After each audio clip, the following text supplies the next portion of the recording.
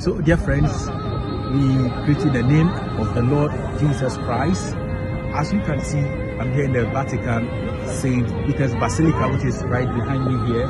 We came to pray the Holy Rosary for the Holy Father, Pope Francis. As we all know, the Holy Father is in the hospital and he's not doing too well. But we believe and pray that the will of God will always be done in his life.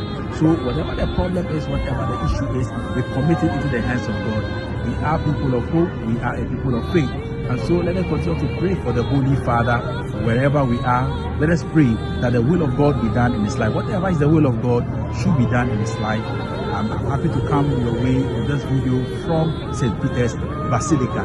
God bless you. Let's continue to pray together as one people in the Lord. God bless you. Prega per noi, prega per noi, prega per noi,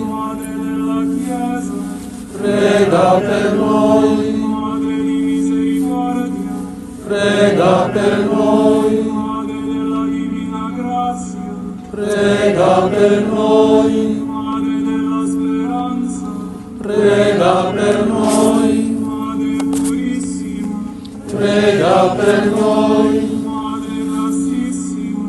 prega per noi, prega per noi,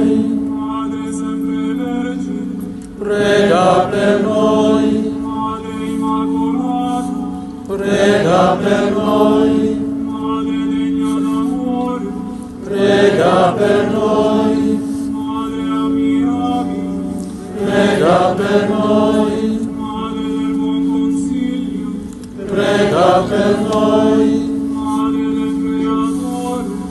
Prega per noi, prega per noi, prega per noi, prega per noi, prega per noi, prega per noi. Prega per noi, prega per noi. Agnello di Dio che togli i peccati del mondo, perdonaci, Signore. Agnello di Dio che togli i peccati del mondo, ascoltaci, Signore.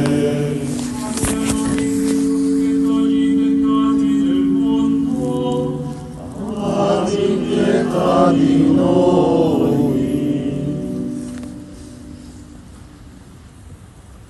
Prega per noi, Santa Madre di Dio.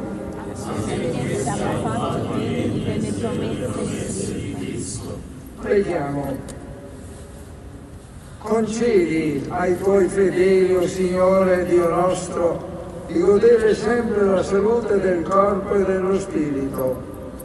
Per la gloriosa intercessione di Maria Santissima, sempre Vergine, salvaci dai mali che ora ci rattristano e guidaci alla gioia senza fine.